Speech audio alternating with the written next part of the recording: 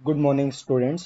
आज हम Pythagoras triplet नाम का जो टॉपिक होता है ना, उसे ट्रिक के साथ सॉल्व करेंगे। मतलब समझेंगे, सबसे पहले समझेंगे, उसके बाद क्वेश्चन सॉल्व भी करेंगे। सबसे पहले मैं इस वीडियो को दो पार्ट्स में बनाऊंगा। सबसे पहले मैं आपको ये बताऊंगा ये आता कहाँ का है, फिर उसके बाद मैं ट्रिक्स और आपको समझाने की तरफ लेके जाऊंगा। सबसे पहले ये आता कहाँ है। टेंथ में ट्रिग्नोमेट्री नाम का चैप्टर होता है, उससे पहले नाइन्थ वगैरह में भी यूजेस आ जाते हैं। ट्रायंगल्स वगैरह पढ़ते हो, राइट एंगल ट्रायंगल सबसे ज्यादा शुरुआत ही राइट एंगल ट्रायंगल से होती है, तो उसकी भी बातें हम आगे जाके करेंगे। बट सबसे पहले आता कहाँ का है, नाइन्थ में आता है, टेंथ में आता है। अगर आप कॉम्पिटिशन्स में जाते हो तो उधर तो और ही ज्यादा आता है। टीचिंग हो गई, एनडी हो गया, सीडीएस हो गया, ये एकदम बेसिक होता है। मतलब एक क्लास ये खत्म, ये जरूरी होता है। इससे आपका टाइम बच जाता है। जो जितने भी क्वेश्चंस होते हैं वो बच जाते हैं, मतलब कि दूसरे क्वेश्चंस के लिए हमें टाइम मिल जाएगा। ये सीधा सीधा मोटिव होता है। तो अब हम शुरुआत करते हैं पाइथागोरस थ्योरम से। तो सबसे पहले ये लगता कहाँ है, लगने की शुरुआत होती है कि हाँ सर ये लगता कहाँ है, सबसे पहले वो तो बताओ। तो उसके बाद हम बात करेंगे कि इसकी ट्रिक्स क्या होती हैं, जुगाड़ क्या होती है, वो सारी चीजें बाद की बातें हैं। ठीक है। तो सबसे पहले मैं पहले राइट एंगल ट्रायंगल बनाते हैं। तो देखिए जी, थोड़ा बहुत टेढ़ा मेढ़ा हो जाए तो समझिएगा। मैं अभी नया नया हूँ इस सॉफ्टवेयर में, इस वजह से भाई कुछ भी हो सकता है। मैं ये वाली बात नहीं कहूंगा। ठीक है। अब देखो भाई, पेंसिल नहीं चल रही भाई।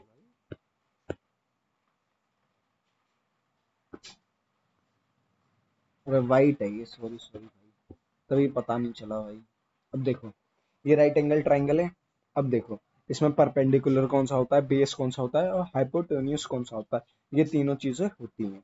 देखो जो ये वाला एंगल नहीं है, एक सेकेंड, कौन सा वाला, ये वाली जो चीज है, मतलब ये वाली चीज, इसके जो जस्ट सामने होगा कौन सा, ये वाला, इसे क्या कहते हैं, हम एच कहते हैं। क्या कहते हैं, इसे एच कहते हैं।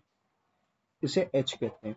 जो इसके नीचे, जस्ट इस एंगल के जो नीचे है ना, मतलब इस वाले एंगल के जो नीचे ये वाली लाइन, इसे हम क्या कहते हैं, बेस कहते हैं। ठीक है। और जो इस एंगल की ये मतलब सीधी है, ये वाली लाइन, इसे हम परपेंडिकुलर कहते हैं।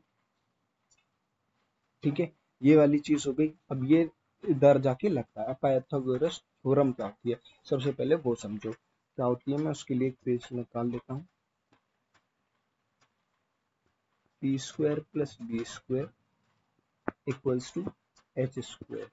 सबसे पहले इस वाली चीज को आप समझो, मतलब कि इन दोनों साइड्स का स्क्वायर, इन दोनों साइड्स के सम का, मतलब स्क्वायर का सम, वो इस वाली साइड के स्क्वायर के सम के बराबर होता है। ठीक है। ये वाली चीज यहाँ लिखी हुई है, समझ लो इस चीज को। पी का स्क्वायर प्लस बी का स्क्वायर इक्वल्स टू एच का स्क्वायर, ये वाली चीज हो गई। यहाँ से ये हमें समझ में आता है। अब मैं आपको जो सिखाने जा रहा हूँ वो मेन मेन चीजें हैं। ठीक है। यहाँ से इस वाली चीज को आप याद रखिएगा, ये वाली चीज एकदम मेन है। ठीक है। अरे यार, कोई बात नहीं भाई, एक सेकंड रुक जाओ यार। मतलब ये वाली चीज आप याद रखिएगा, मैं इसे अभी दोबारा लिख देता हूँ। ठीक है। पी स्क्वायर वगैरह वाली एक करवा लेता हूँ, आप भी अपनी कॉपी में साथ ही साथ लिखते जाइए। P square plus B square equals to H का स्क्वायर।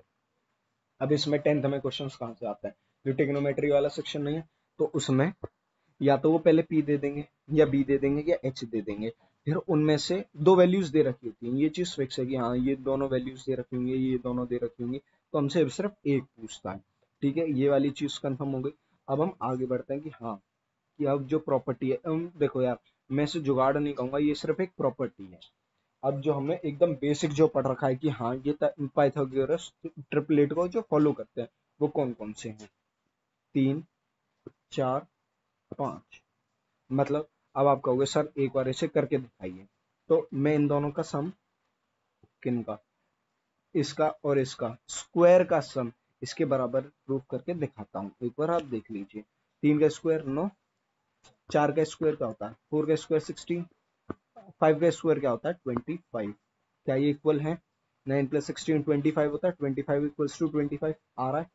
तो यहाँ से ये वाली चीज क्लियर होती है कि हाँ ये वाले तो हो गए। सर अब हमें आगे बताइए। तो मैं ये कह रहा हूँ इसका मल्टीप्लाई किसका, इनका, इस पूरे का मल्टीप्लाई किसी भी के कांस्टेंट, मतलब के क्या हो गया, कोई भी कांस्टेंट हो गया, इसके साथ आप मल्टीप्लाई कर दो तो वो पाइथागोरस ट्रिपलेट को फॉलो करेगा। तो सर एक बार हम प्रूफ कर रहे हैं, मतलब सब चाहते हैं कि हाँ सर एक बार दिखाओ तो सही आपकी बात पे हम कैसे विश्वास कर लें। तो मैं के की वैल्यू अज्यूम कर रहा हूँ इस बार 2। ठीक है, के को मैंने क्या मान लिया, 2 मान लिया। तो 3 2 जा 6, 4 2 जा 8 और 5 2 जा 10। ठीक है, 5 2 जा 10, एक सेकंड और, ये 10 थोड़ा अजीब बना। ठीक है 10। अब 6 का स्क्वायर क्या होता है, 64।